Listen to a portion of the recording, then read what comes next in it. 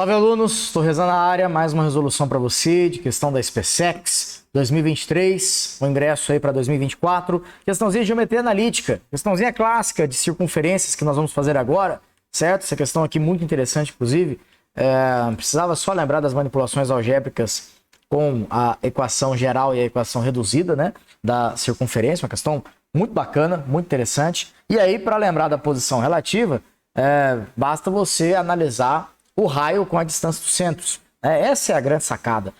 Posição relativa entre as circunferências é a distância entre os centros e a análise dos raios, a soma, a subtração desses raios. É isso que vai dizer se essas circunferências são tangentes, se são externas, se são internas, se são secantes, enfim. E aí, para trabalhar com isso, nós temos, claro, o completamento de quadrado, que é a fórmula clássica de se fazer isso daqui, porque com a equação geral você faz o complemento de quadrado, você chega na reduzida, e na reduzida você vai ter o centro e você vai ter também o raio da circunferência. Ou, se você lembrar, que você pode encurtar um pouquinho o seu caminho, do que significa ali o completamento de quadrado, cada processo do completamento de quadrado, quando você vai completar os quadrados, esse coeficiente aqui, o que acompanha x, e esse coeficiente que acompanha y, são eles que vai fornecer o centro da circunferência para você. Ok? Basta você dividir por menos 2. Basta você trocar o sinal. Aí você vai ter o valor de A e o valor de B. Portanto, na primeira circunferência, por exemplo, se você pegar aqui e dividir ela por menos 2, por exemplo, certo? Você vai ter 1. E se você dividir esse daqui por menos 2, você vai ter 2. Esse é o centro da circunferência 1, fazendo a divisão por menos 2.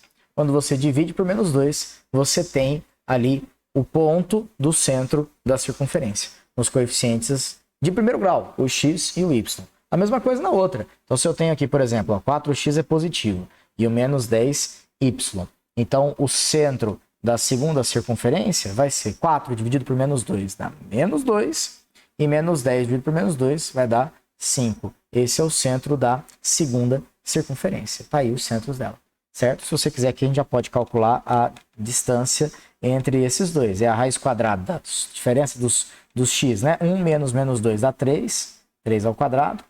2 menos 5, que dá menos 3 ao quadrado. Raiz quadrada, então vai dar 9 mais 9 dá raiz de 18. Raiz de 18, que é a mesma coisa que 9 vezes 2, então, portanto, vai dar 3 raiz de 2. Essa é a distância entre os centros. Basta agora a gente determinar o raio.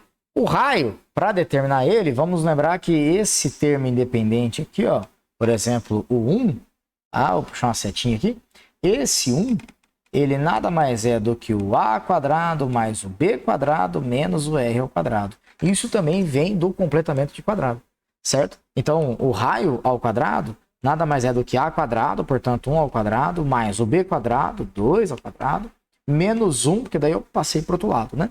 Então, o raio vai ser a raiz quadrada de 1 mais 4 dá 5, menos 1 dá 4 de novo. O raio da primeira é 2. O raio da primeira é 2. Já o raio da segunda, seguindo a mesma lógica, 13 vai ser a quadrado mais b ao quadrado menos o raio ao quadrado. Portanto, o raio ao quadrado é igual menos 2 elevado ao quadrado mais 5 elevado ao quadrado menos 13.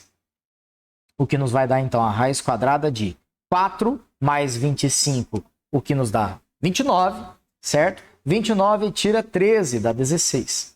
E aí a raiz de 16 vai dar 4. Esse é o raio da segunda, que é 4. Comparando 3 raiz de 2, que dá aproximadamente 4 uns quebrados, não passa de 5, né? Porque é 3 vezes 1,41. 3 vezes 1,41 não passa nem de 5.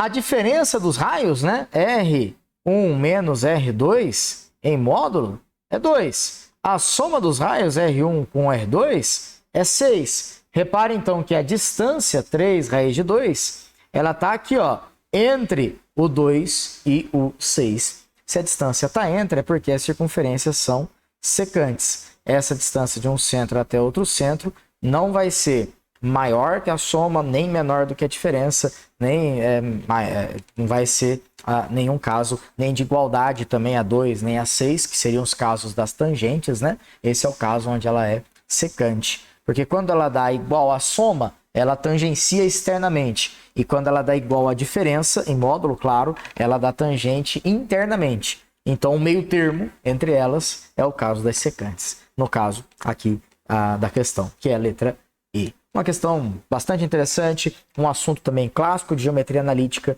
que cai na prova da SPSEC, inclusive em outras provas também militares, certo? E que resolvi aí com completamente quadrado ou com esses bizus aí para ir mais direto, encontrando o centro, o raio e a distância. Beleza? Espero que vocês tenham acompanhado, que vocês tenham entendido. A gente se vê numa próxima.